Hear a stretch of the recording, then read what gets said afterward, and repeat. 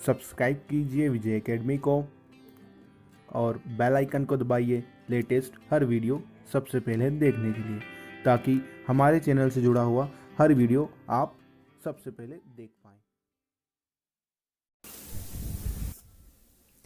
Hello दोस्तों, विजय academy में आपका स्वागत है। आज हम वाणिज्य पे इम्पोर्टेंट एमसीक्यू लेकर आए हैं जो आपके बहुत ही महत्वपूर्ण है और जो एग्ज़ाम में पूछे जा सकते हैं। तो आप इन एमसीक्यूज़ उनको नोट करते जाइए ताकि आपको एग्ज़ाम के समय एक बार रिवाइज करने में ये काफ़ी बेनिफिट रहे आपके लिए। तो चलिए शुरू करते हैं आज की क्लास। पहला प्रश्न है, नकल बही पुस्तक है। तो देखिए, जो नकल बही पुस्तक होती है वो क्या होती है? ऑप्शन है ए खाते की, बी प्रारंभिक लेखे की, सी अंतिम लेखे की, डी वर्गीकरण की।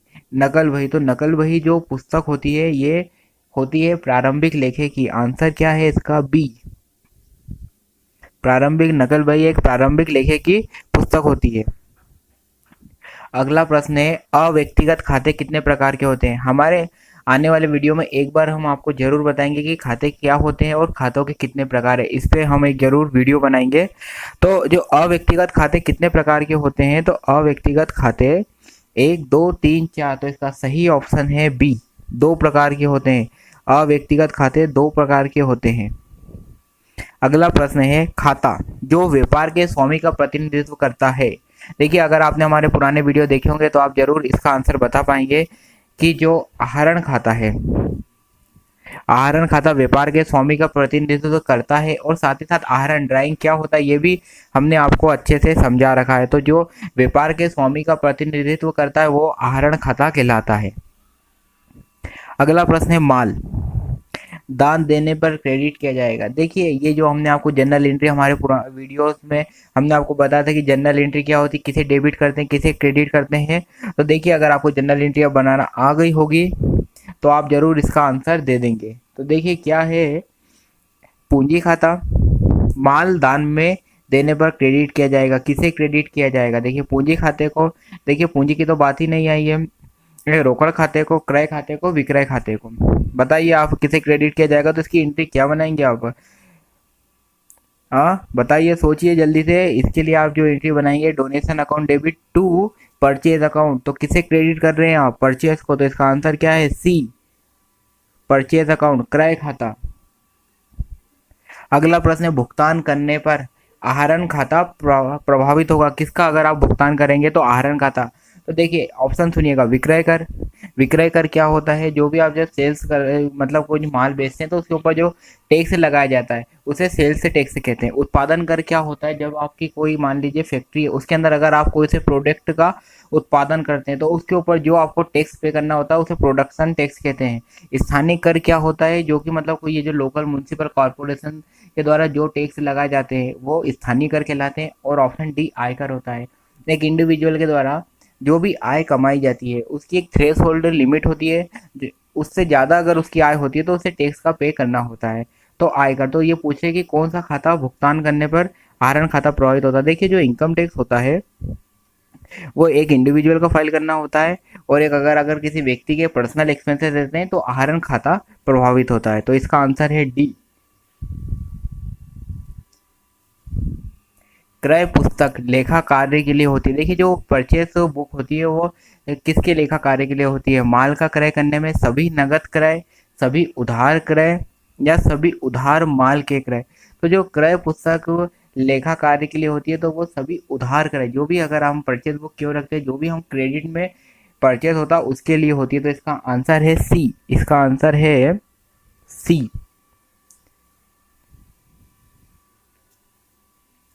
अब हम बात करते हैं, खुदरा रोकड़ बही का शेष होता है। जो खुदरा रोकड़ बही होती है उसका शेष क्या होता है? इसका आंसर सोचिए। जो खुदरा दायित्व, व्यय, लाभ, संपत्ति। तो जो खुदरा रोकड़ बही का शेष होता है वह संपत्ति होता है, असेट्स। इसका आंसर है डी। आंसर क्या है? डी। खुदरा रोकड़ बही का शेष होता है संपत्ति। अगला प्रश्न है, आंतरिक वापसी पुस्तक लेखा कार्य के लिए होती है। मतलब जो आंतरिक वापसी पुस्तक किस मतलब लेखा कार्य के लिए होती है? ए क्रय माल की वापसी के लिए, बी बेचे गए माल की वापसी के लिए, सी कोई भी क्रय वापसी, डी कोई भी विक्रय वापसी। तो इसका आंसर है बी, बेचे गए माल की वापसी। जब भी कोई माल बेच दिया जाता है उसके बाद अगर उसकी वापसी हो जाती है तो उसे आंतरिक वापसी पुस्तक में लिखा जाता है।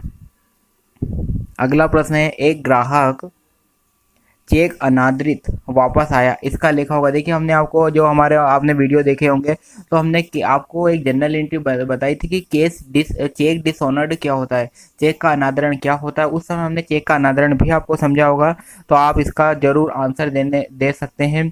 इसका आंसर क्या होगा सोचिए। ऑप्शन है सुनिए, आंतरिक वापसी पुस्तक, बी प्राप्य विपत्र पुस्तक, सी रोकड़ बही और डी जनरल। तो इसका सही आंसर है सी रोकड़ बही, केस बुक।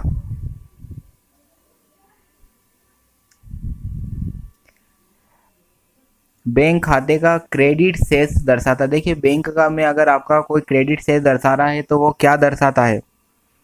बैंक में रोकड़, बैंक अधिविकर्ष, रोकड़ हस्ते मतलब केस इन हैंड या केस एट बैंक, या बैंक ओवरड्राफ्ट। और आपका डी आंसर है उपरोक्त में से कोई नहीं।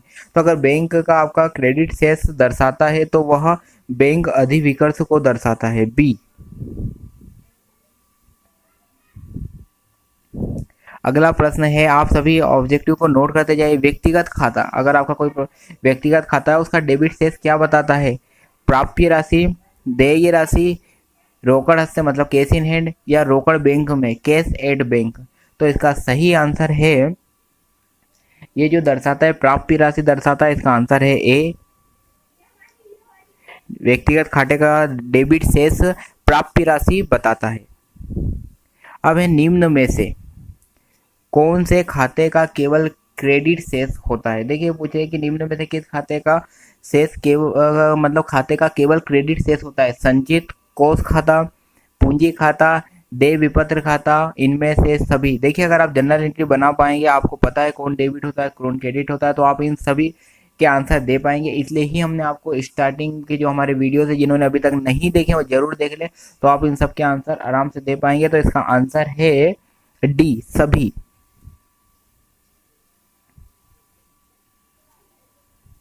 अगला प्रश्न है, व्यवहारों का डेबिट तथा क्रेडिट में विश्लेषण करना कब आवश्यक होता है। मतलब जो भी आप ट्रांजैक्शन कर रहे हैं उसके डेबिट और क्रेडिट का आपको एनालिसिस करना है, तो ये कब आवश्यक होता है।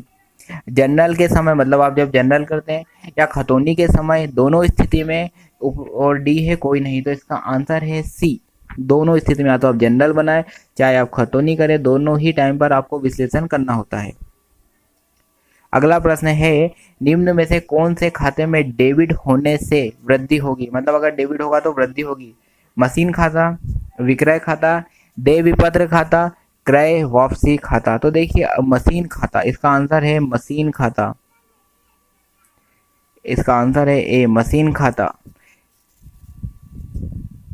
अगला प्रश्न है, ग्राहक पुस्तिका नकल होती है। ग्राहक पुस्तिका नकल होती है। ऑप्शन है बैंक की पुस्तक में ग्राहक के खाते, बी रोकड़ बही के बैंक स्तंभ की, सी रोकड़ बही के रोकड़ स्तंभ की, और डी ऑप्शन है बैंक खाते की। इसका आंसर है ए, बैंक की पुस्तक में ग्राहक के खाते की। जो ग्राहक पुस्तिका होती है वह बैंक की पुस्तक में ग्राहक के खाते की होती है। ठीक है, तो आंसर नोट कर लीजिए ए। अगला प्रश्न है, बैंक समाधान विवरण। जो बैंक रिकंसिलेशन स्टेटमेंट होता है वो क्या है। एक खाता है, एक रोकड़ बही का भाग है, एक विवरण है, एक सूची है। तो देखिए उसका नाम ही क्या है, बैंक रिकंसिलेशन स्टेटमेंट। तो यह क्या है, यह एक विवरण है। इसका आंसर है सी। अगला प्रश्न है, बैंक समाधान विवरण की सहायता से तैयार किया जाता है। मतलब जो बैंक समाधान विवरण है वो किसकी हेल्प से आप उसको प्रिपेयर करते हैं। ऑप्शन है ग्राहक पुस्तिका और रोकड़ बही का बैंक जमा समाधान, ग्राहक पुस्तिका और रोकड़ बही का रोकड़ समाधान, ग्राहक पुस्तिका, और डी ऑप्शन है उपरोक्त में से कोई नहीं। तो इसका आंसर है ए, ग्राहक पुस्तिका एवं रोकड़ बही का बैंक जमा समाधान। आंसर है ए, आंसर है इसका ए। अगला प्रश्न है बैंक समाधान विवरण तो किसके द्वारा तैयार किया जाता है। बहुत इंपॉर्टेंट क्वेश्चन है, इसे जरूर जरूर याद कर लीजिएगा किसके द्वारा तैयार किया जाता है। तो बैंक द्वारा, ग्राहक द्वारा, देनदार द्वारा, लेनदार द्वारा। तो इसका सही आंसर है ग्राहक द्वारा। जो बैंक रिकंसिलिएशन स्टेटमेंट होता है यह ग्राहक तैयार करता है, बी। अगला प्रश्न है बैंक समाधान विवरण है। क्या है बैंक समाधान विवरण। रोकड़ बही का भाग है, बैंक खाते का एक भाग है, ग्राहक पुस्तिका का एक भाग है, उपरोक्त में से कोई नहीं। तो जो बैंक रिकंसिलिएशन स्टेटमेंट होता है ये इन तीनों का ही भाग नहीं है। तो इसका आंसर है डी। अगला प्रश्न है जनरल, सामान्यता विभक्त होती है। जो आपने जिन्होंने हमारा पहला वीडियो, हमारे जो वीडियो देखे होंगे उन्हें पता है कि जनरल क्या होती है, जनरल के कितने फॉर्मेट हैं। ये हम जिन्होंने हमारा वीडियो देख रखा है उन्हें पता है इसका आंसर। तो कि जनरल को 5 भागों में बांटा जाता है, यह हमारे वीडियो में हमने आपको बताया है। इसका फॉर्मेट भी बना के इसका आंसर सी है, 5 भागों में बांटा है। अगला प्रश्न है ए को 5% व्यापारिक कटौती पर 1500 का माल विक्रय करने पर विक्रय खाता होगा। अगर मान लीजिए आपने 1500 रुपये का माल बेचा है, उस पर 5% ट्रेड डिस्काउंट है, तो विक्रय खाता कितने रुपए से डेबिट कितने विक्रय खाता होगा, कितने रुपए से होगा, डेबिट होगा या क्रेडिट होगा, ये भी आपको बताना है। तो पहली बात तो विक्रय खाता क्रेडिट होगा, और जो 1500 की अमाउंट है उसमें से आप 5% उसका निकालेंगे तो 75 रुपये होगा। तो 1500 में से 75 घटा देंगे तो 1425 रुपये का क्रेडिट होगा। तो इसका ऑप्शन आंसर सही है बी। क्या होता है ट्रेड डिस्काउंट, क्या होते हैं के डिस्काउंट, ये भी, इस पर भी हम एक वीडियो आपके लिए बनाएंगे। साथ ही साथ हम कितने खाते क्या होते हैं, खातों के क्या प्रकार है, एक इस पर वीडियो ज़रूर बनाएंगे ताकि आपको सारे चीज़ें कॉन्सेप्ट समझ में आए। साथ ही साथ जहाँ भी प्रैक्टिकल डिस्कस करने होंगे वहाँ हम आपको प्रैक्टिकल भी ज़रूर डिस्कस करेंगे। और हमारे चैनल को लाइक करना, सब्सक्राइब करना बिल्कुल भी ना भूलें। चलिए अब हम बात करते हैं अगले प्रश्न पर। राम को चुकाया गया किराया में नहीं खोला जाएगा, मतलब अगर राम को ऋण का पेमेंट करा तो कौन सा खाता नहीं खोला जाएगा। राम का खाता, रोकड़ खाता, किराया खाता। इसमें एक ऑप्शन लिखने से रह गया है, डी ऑप्शन था इनमें से कोई नहीं। तो इसका जो सही आंसर है कि राम को अगर आपने किराया पे करा है तो कौन सा खाता नहीं खोला जाएगा, तो राम का खाता नहीं खोला जाएगा। आंसर है ए। इसमें डी आंसर है, वो डी क्या है, डी विकल्प क्या है, इनमें से कोई नहीं। तो इसका लेकिन सही आंसर क्या है कि राम को चुकाया गया किराया में नहीं खोला जाएगा। तो आंसर इसका सही है ए, राम का खाता नहीं खोला जाएगा।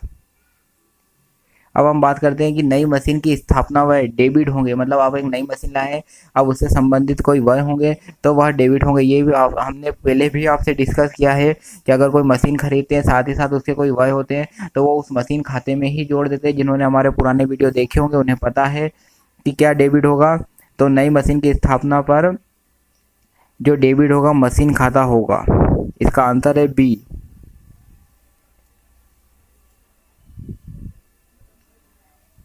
अब है नगद उपहार, मतलब कैश डिस्काउंट दिया है। हम कैश डिस्काउंट क्या होता है, क्रेडिट डिस्काउंट क्या होता है, ये भी हम आपको समझाएंगे। नगद माल क्रय करने पर, माल बेचने पर, माल उधार क्रय करने पर, समय से पूर्व रोकड़ प्राप्त होने पर। तो देखिए कैश डिस्काउंट क्या होता है, जब भी आपको एक, मतलब मान लीजिए आपको किसी ने कहा कि मैं 30 सितंबर तक पेमेंट कर दूंगा, लेकिन वो आज 20 सितंबर को ही अगर पेमेंट कर देता है, मतलब समय से पूर्व उसने पेमेंट कर दिया, तो फिर आपको कैश डिस्काउंट मिलता है। तो इसका आंसर है समय से पूर्व रोकड़ प्राप्त होने पर। आंसर है डी, समय से पूर्व जब आपको पैसा मिल जाए, रोकड़ प्राप्त हो जाए तो कैश डिस्काउंट मिलता है। अगला प्रश्न है व्यापार की बिक्री बढ़ाने के उद्देश्य से ग्राहकों को क्या दिया जाता है।